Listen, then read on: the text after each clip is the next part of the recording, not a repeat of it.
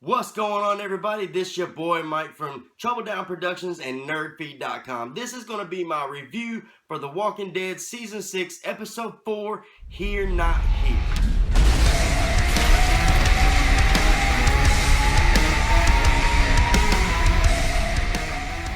Now, before we get right on into it, another round of my giveaway starts right now. All you have to do is be a subscriber and leave a comment on the video below. Now, make sure you leave a comment on the actual YouTube video and not the post on Facebook. So, just make sure you subscribe and leave a comment, and you'll be entered to win 2 packs of Walking Dead dog tags for you guys. Now, in Season 1, Episode 1, we see Morgan save Rick. And at that point, he still had Dwayne with him, and his wife was still a walker. Now, in Season 3, Episode 12, in Clear, we really see a big change in Morgan, where he has just went crazy, and he don't have Dwayne anymore. He explains in Season 3, Episode 12, that Dwayne was bitten by his wife. So we really didn't need to see that in this episode. I know a lot of people were kind of complaining about it, but, you know, that's already been explained. We really didn't need to know anything more about that because we already knew. And now we see Morgan with the all life is precious attitude. So we really needed this story to make that final connection on everything that we've seen thus far. And I'm glad they gave us a 90-minute episode on it. Like I said, I've seen people on Facebook fussing about it. It was too slow. Every episode cannot be super fast. I mean, that, you know, you've got to have have character building. You've got to have times like this. You've got to have episodes like this. This story that they wrote put everything together that we have seen from Morgan thus far. It starts right after Clear, basically, is where it picks up, and it shows him burning the place down, and then he goes out into the woods. And the camera work in it, in my opinion, was completely amazing. The effects that they put on it every time Morgan went into beast mode was just, I mean, he just went into killing spree mode. You know, he was killing walkers, people. He killed just everything he came in contact with, because he says in a certain part of the episode, he says, "I'm still here because I clear. I clear because I'm still here." Now, even though this is a philosophy that's pretty much kept him alive up to this point,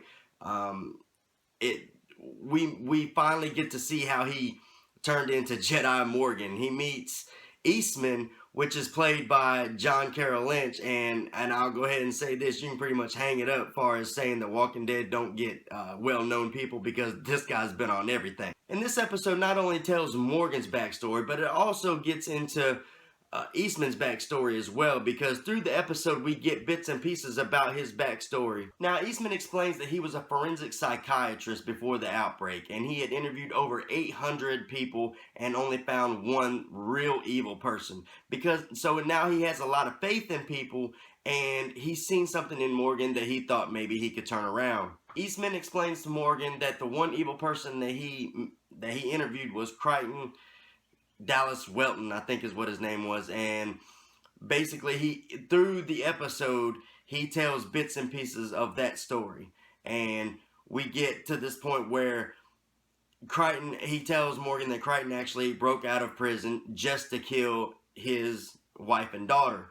And once that happened, he ends up getting Crichton and takes him back to the house and putting him in the cell.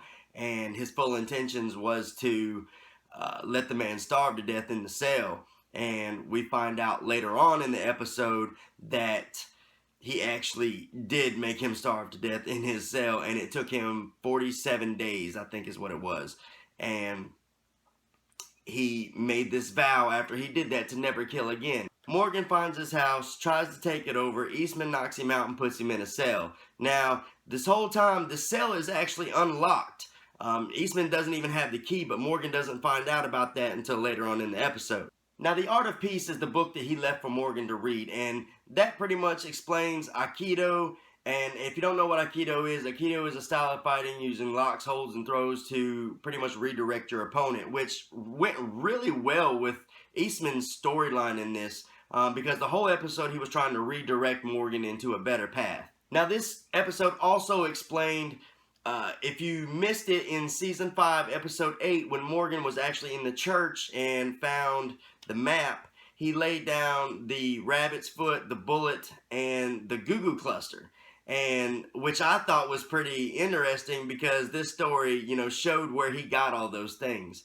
The Goo Goo Cluster and the Rabbit's Foot, obviously, he got from Eastman, and then the bullet he found from the survivors that he met up with in the woods. Also, a lot of phrases from this episode was explained as well, because when Morgan seen the wolf in the woods and the wolf was talking about killing him, and Morgan was like, I cannot allow that. We see where that phrase came from when he met Eastman, because Eastman told him the same thing. There were some certain supplies that they needed, and Morgan knew he had those supplies in the perimeter that he had set up prior to finding Eastman's house.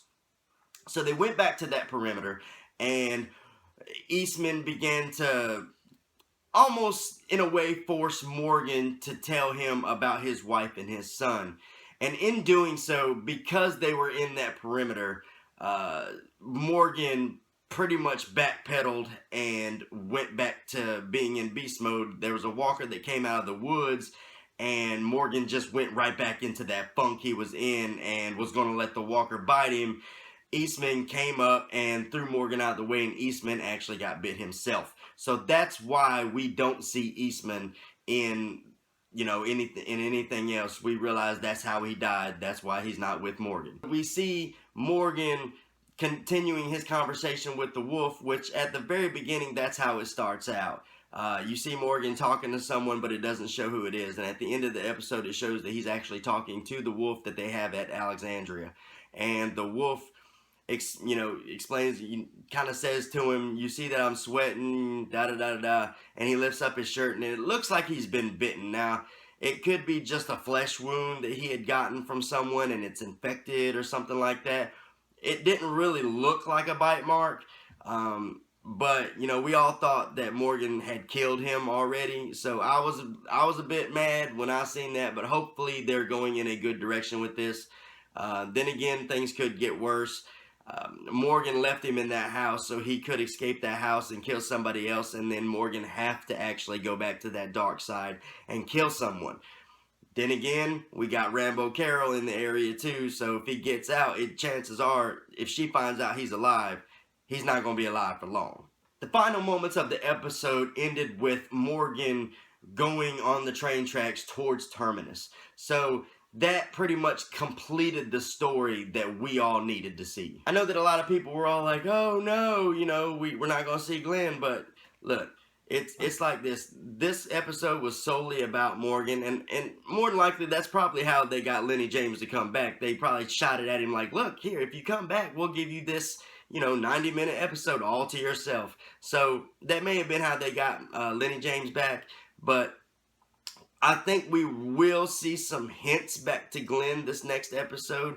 We may not exactly see what really happened there, because there's a lot of people that think that he's still not dead. I'm one of them. They did take his name out of the credits on the show, so a lot of people were freaking out about that. I think that's just them just messing with us, because there was a long time Lenny James' name wasn't in there either. So to me, that means really nothing to this point. And they did state that the bigger the character, the more epic the death. And I'm sorry, but as big as Glenn was as a character in the show, there's no way he died like that. So obviously, we're going to see something to that nature in this next episode.